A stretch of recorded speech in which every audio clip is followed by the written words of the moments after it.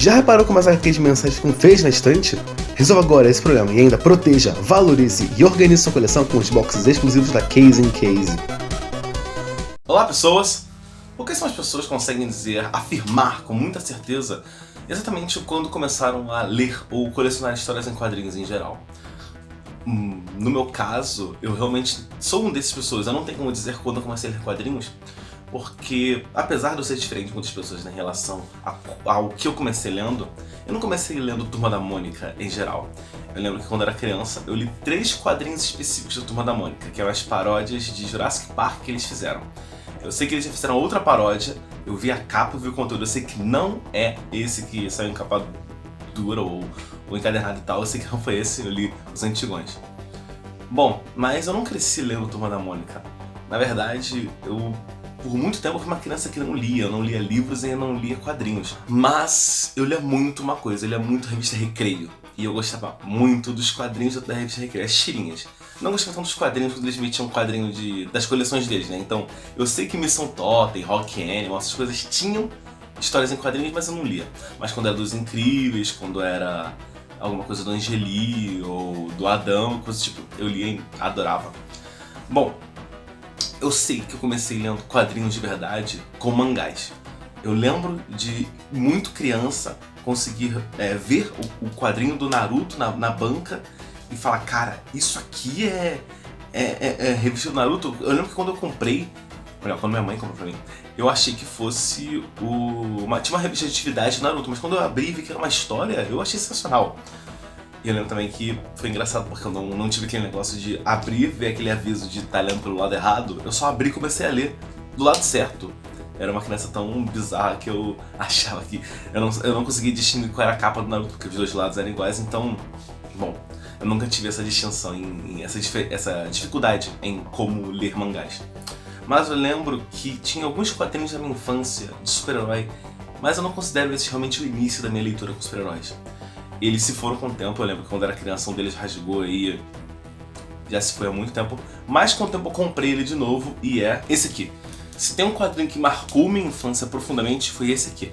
Batman Asilo Arkham, Subterrâneos na Loucura, e com o tempo percebi que esse Arkham era escrito com N, e é engraçado, e é um Batman vitoriano, daquela linha da DC de reimaginações de personagens em outros universos, então eu lembrava dessa capa, e aí eu revirei muito. Quando eu já tava assim com bastante quadrinhos, eu lembrei, pô, aquele quadrinho do Batman e tal. Um dia eu sentei quando eu já tinha bastante quadrinhos, eu sentei pra procurar isso aqui, demorou um bocado, mas eu achei isso aqui, comprei e rapaz, isso aqui é muito bom, tô louco pra fazer análise disso aqui um dia, mas vai ter uma hora certa pra falar dele.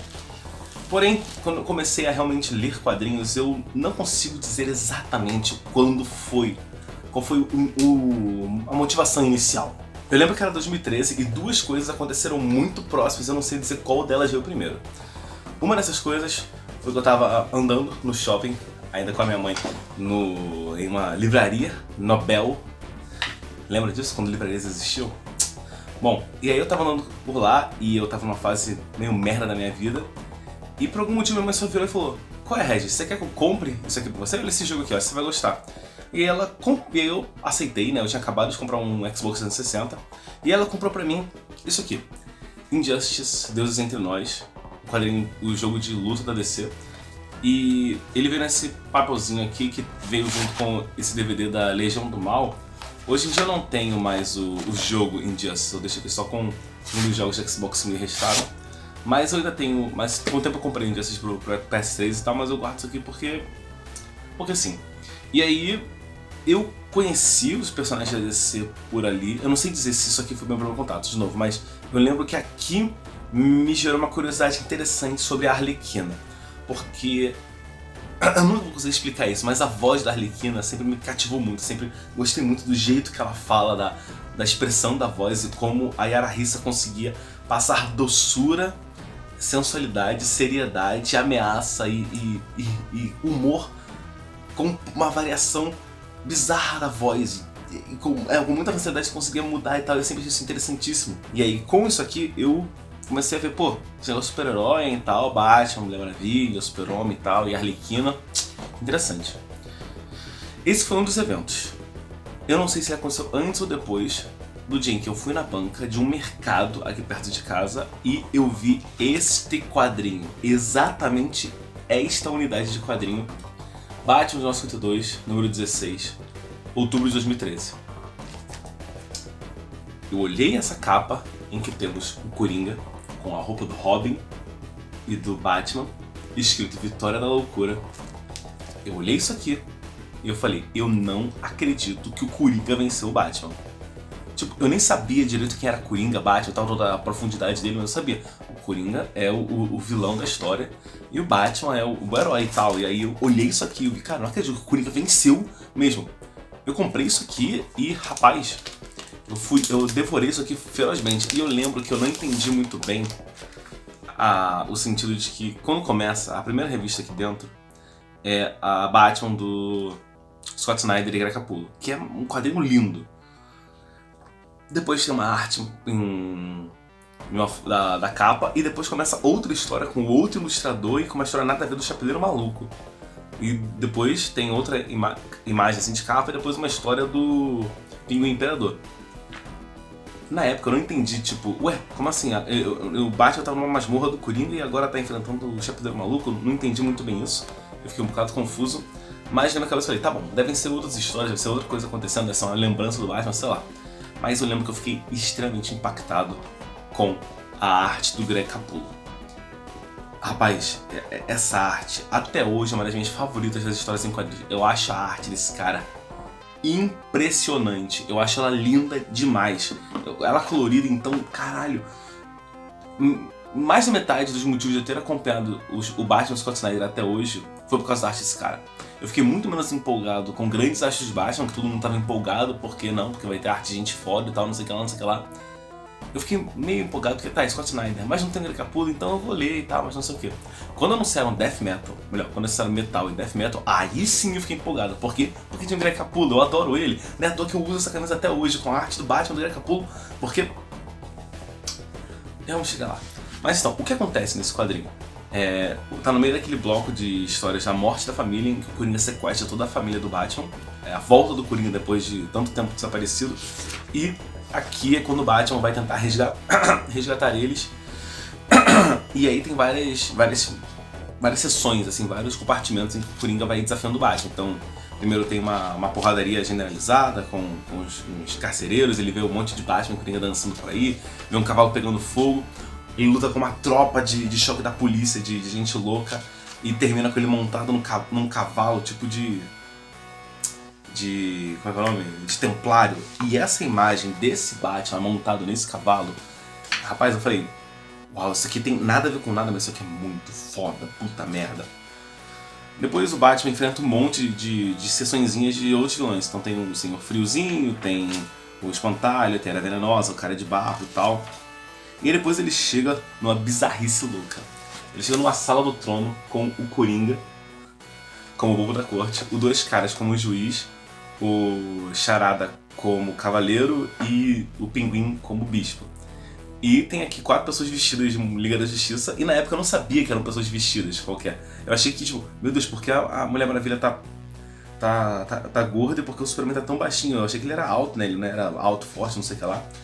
E depois tem todo esse negócio, essa metáfora de corte, de rei, não sei o que, e de tirar a espada da pedra, em que o pessoal vai tentando tirar a motosserra da pedra e não consegue, e não sei o que, o Coringa surta. E a história termina com o Batman sentando numa cadeira elétrica e sendo eletrocutado. Isso aqui explodiu minha mente de uma forma absurda.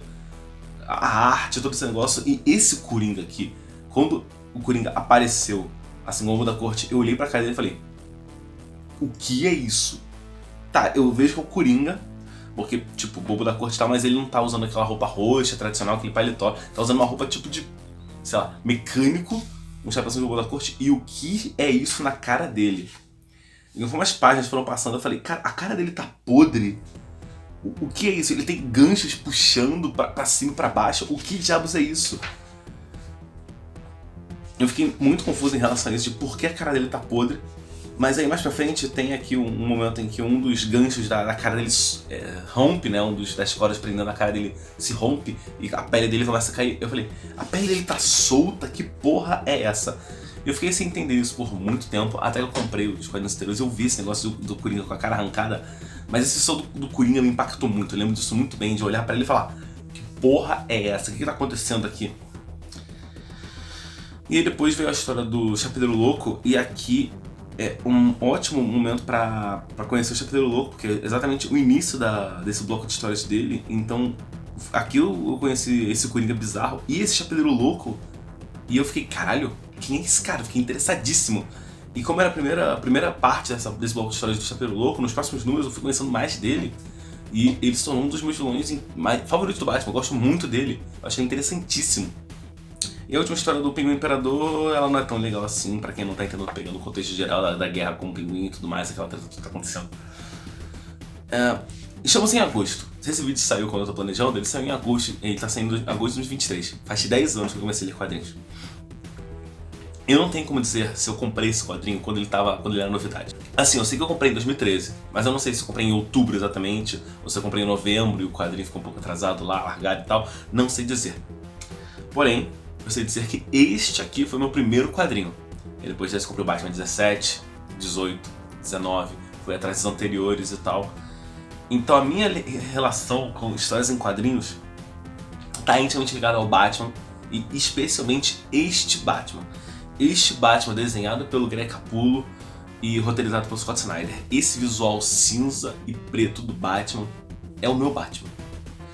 E é engraçado porque o número anterior desse, o número 15, já tem a Arlequina. Então eu lembro que logo depois eu consegui o número anterior em que mostra a Arlequina dando a dica pro Batman de onde ele deve ir.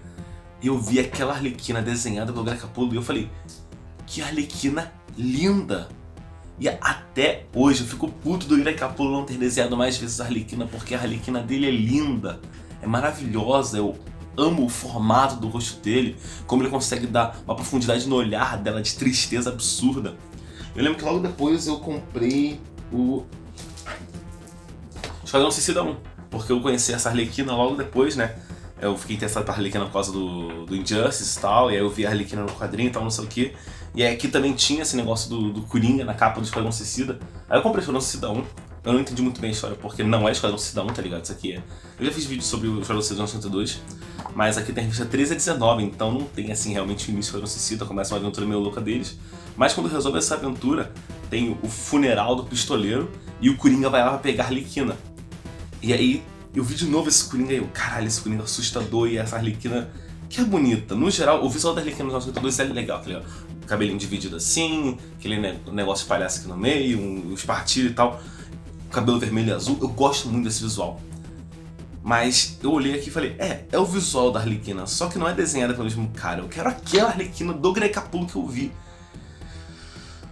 Nunca mais vi. Infelizmente foi a última vez que o Greg Capullo desenhou a Arlequina. Ele fez também uma capa desse bloco de histórias da morte da família, mas aquela Arlequina nunca mais desenhou. Ele desenhou ela de novo lá no Death Metal e tal, com o cabelo raspado, mas...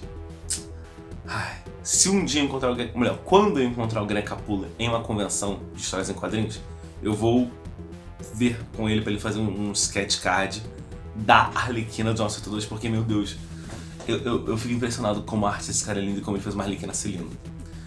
Com o tempo, eu fui acompanhando, eu consegui acompanhar o quadrinho do Batman, né? Lá pelo número 20 eu já tava com tudo que veio antes do Batman, né? Então do 1 até o 20 tal, eu li, eu entendi essa história do Coringa ter arrancado a cara, eu acompanhei a Corte das Corujas, eu falei, caralho, que coisa bizarra e foda! E aí eu fui acompanhando, e eu lembro que logo depois de Morte de Família, o primeiro bloco de histórias do Batman que eu acompanhei enquanto saía, né, mensalmente, foi o ano 0, e eu amei aquilo. Puta que pariu, eu achei o Charada uma coisa tão impressionante, o Dr. Morte também, com o negócio do osso quebrar e crescer pra fora. Nossa, tão foda, tão incrível. Cara, aquele Charada é sensacional. Porque realmente eu vi como o Charada era uma ameaça de verdade, quão interessante e profundo era esse personagem. Achei tão maravilhoso. E ali que eu percebi que o Batman era muito mais do que só porrada e resolver crime. Porque ele no ano 0 mostra a relação do Batman com o Alfred. E tem um quadro do Batman com o Alfred que me marcou profundamente, e eu não consigo esquecer esse quadro. Logo depois do Batman e do Alfred terem brigado, o Alfred resgata o Batman e começa a cuidar dele, né? Então é um quadro que tá tudo preto, tá só o chão iluminado com os dois ali no meio, e o Batman tinha sido babaca, o Bruce Wayne tinha sido babaca com o Alfred, E aí ele fala, Alfred, você tá aqui de volta? Você tá aqui, não sei o que. E aí o Alfred vira e fala, meu garoto, eu sempre vou estar aqui pra te remendar. Cara, esse quadro é tão bonito, a relação do Batman com o Alfred é tão maravilhosa. E isso se conclui depois, isso se mostra de novo lá na frente, depois que o Bruce morre, que o Alfred tem a mão cortada pelo Coringa, ele não quer que ninguém cuide dele.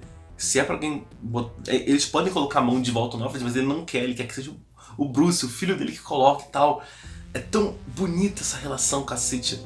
E eu fui acompanhando e tal, e eu lembro que na época eu fiquei puto que logo, sei lá, no número 40, no número 30 e pouco do 952, a DC anunciou DC e você. E eu fiquei puto, que eu falei, nossa, e eu achando que ia ter uma coleção dessas de ter o quadrinho até o número 100 e pouco, não sei o que, não sei o que, não sei o que. Ainda bem, né, que isso não aconteceu.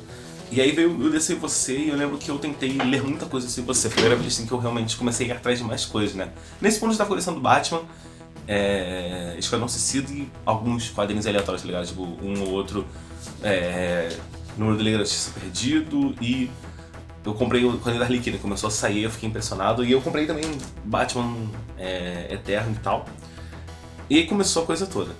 O último ponto que eu quero realmente comentar aqui, que pode ser interessante pra você que acompanha o canal, é que lá pelo DC Você do Batman, né, quando o Batman vira o Comissário Gordon e tal, que muita gente zoou, achei ridículo, achei interessantíssimo. Eu gosto muito desse visual do Batman Coelho, mas tem uma história lá do Batman com o Lanterna Verde. E foi nesse momento que eu vi o Hal Jordan e tal, com aquele visual, cabelo grande, com um sobretudo verde e tal, renegado, abandonado da tropa, que eu virei e falei, é verdade, né? Eu já vi o pessoal comentando algumas vezes aqui nos quadrinhos que o Lanterna Verde tem a arma mais poderosa do mundo no dedo. Quais são os inimigos do Lanterna Verde pra fazer de frente a um cara que consegue fazer qualquer coisa com o anel? E foi aí que surgiu minha curiosidade em conhecer o Lanterna Verde. Eu comprei um quadrinho do Lanterna Verde, comprei outro, e bom, você já sabe, o resto é história. Mas eu queria fazer esse vídeo pra comentar sobre este quadrinho, sobre o Batman 16, outubro de 2013, do Morte Vermelha, do Scott Snyder e Greg Capullo, porque esse quadrinho foi que começou tudo isso. Sem esse quadrinho, não teria essa estante. Provavelmente eu teria um canal, porque eu sou comunicativo, mas provavelmente seria um canal sobre RPG ou sobre filosofia pura, mas acabou virando um canal sobre histórias em quadrinhos e filosofia. E, cara, eu tenho um carinho muito grande por esse Batman. O pessoal zoa, muita gente reclama da história do Scott Snyder e tal, mas não tem como. Esse Batman aqui me moldou, me impactou de uma forma absurda. Eu gosto pra caralho dele. Regis, por que você não tá fazendo esse vídeo em outubro, quando é a parada do quadrinho? Bom, porque eu não sei se eu comprei esse quadrinho em outubro, pode ser que eu tenha comprado em novembro, mas agora que eu estou fazendo os vídeos de análise, de comentários com spoiler desse Batman, eu queria aproveitar e comentar ele de acordo com isso, né? Então, se tudo tiver saído como planejado, deve ter sido a parte 1 dos comentários com spoiler dessa revista. E é isso. Então, é isso. Eu gosto muito desse quadrinho, ele vai ficar comigo pra sempre, porque foi ele que começou não só minha coleção de quadrinhos e não só meu canal, mas minha carreira, porque hoje em dia eu trabalho com as histórias em quadrinhos, eu pago minhas contas com isso. Ai. E é isso. Um carinho absurdo pra esse quadrinho. Você lembra qual foi o primeiro quadrinho que você comprou e como você realmente começou a entrar no mundo das histórias em quadrinhos, como você se interessou por super-heróis? Comenta aí, eu quero muito saber como você começou. Se você gostou desse vídeo, marca ele com o seu gostei, comenta aí, compartilha, se inscreve no canal. Se você não gostou, volta que amanhã que eu faço um vídeo pra te agradar. Estamos no mês de agosto com vídeos todo dia. E é isso, então, espero que tenham gostado disso, no próximo e falou!